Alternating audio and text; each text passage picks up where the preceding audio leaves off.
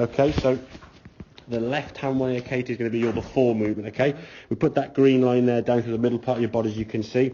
As you were going back here now, the first part of your swing, even in the early stages, you were moving off that line, almost in sync. The club, the hands and the head move off the ball there, yeah? So once you move off the golf ball here now, you've moved laterally. Even now your shoulders got off. There's a lot of movement there. Now, to make contact with that golf ball, as well as you were at the start, you'd have to have a lot of movement, as we said. This direction, then that direction. So basically a diagonal down in a third of a second.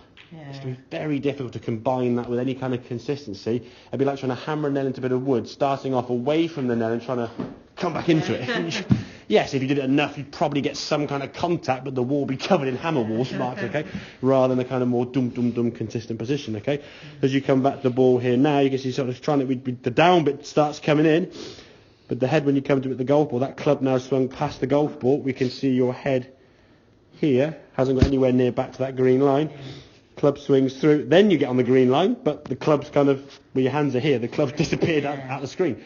So in terms of how far off you were for this shot, you were that much too high with the golf club, and your head got back to the right position at, what's that, 7 seconds, I guess, and the club was swinging past impact at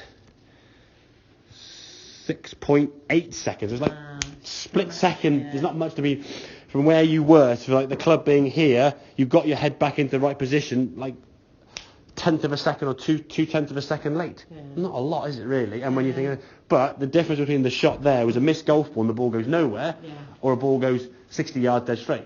But the frustration of going that really good, then they're missing it, then really good, then what's going on? And you'll start reacting. The way then the next shot, when you did this, is the one on the left hand side when you try to hit the ground with the next one, you sort of dropped yourself, threw your arm down, hit the ground somewhere down here, and the club then sort of bounced over the golf ball, and again, missed the golf ball. Okay, so the right-hand one here now, as we watch as you go back, you can see your head now.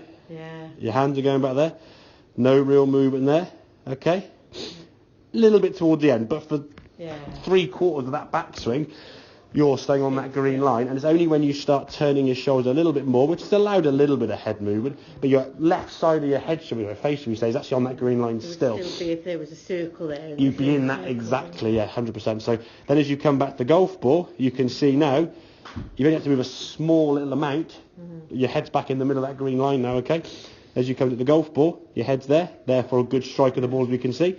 You just sort of twist through onto your left side. It's a nice full movement. Now, it's expecting that you see a slightly smaller through swing, because after all, you're doing a slightly smaller backswing. I think in time, you'll just get used to getting a slightly more here, this with the backswing, rather than this big lean and lift. And then we'll still incorporate the same to the golf ball, which we'll get as we go a bit more practice, obviously. But by keeping the consistent, when you finish that swing, that movement there now, you're not moving off the ball quite so much this way, whereas this one, as we can see, just look at your shadow. A lot of movement. That ball disappears outside your shadow, it's gone. You look at this one here now, the ball stays in the sort of confounds of the shadow there, So you're not moving that much relative, and this one, your body's over there, so there's a lot of movement. And you're trying to, we know golf's hard, Katie, okay? To be consistent at something, to have extra movement in the golf swing. I remember years ago, I read somewhere, it was that the golf swing is basically 2 turns and a swish. You turn your body, and you swish your arms, okay? The turn up is on the way back, where you turn your shoulders as you do 90 degrees. You come back down, you swish your arms, and you turn your body through to target, 90 degree shoulder turn. That's it. If you're adding lateral movement that way, vertical movement that way, and then trying to get diagonal movement on the way back down, there's 3 different directions you're trying to move in a second and a half. You can't do it. Exactly. So the simpler we can make the move, set up over the golf ball, turn that right shoulder, feel this right shoulder kind of disappearing behind you in a sense. That's kind of the feeling, rather than kind of this. People feel the turn up and they sort of move off the ball this way, get their left shoulder under their chin, sort of doing this. This shoulder has to kind of go behind, okay? So allow your hip to move. That's why I said the feet get a little bit too wide, it's very hard then to rotate your hips. A little bit narrow. If you get too narrow, you'll lose balance, obviously. A roundabout shoulder width would be ideal.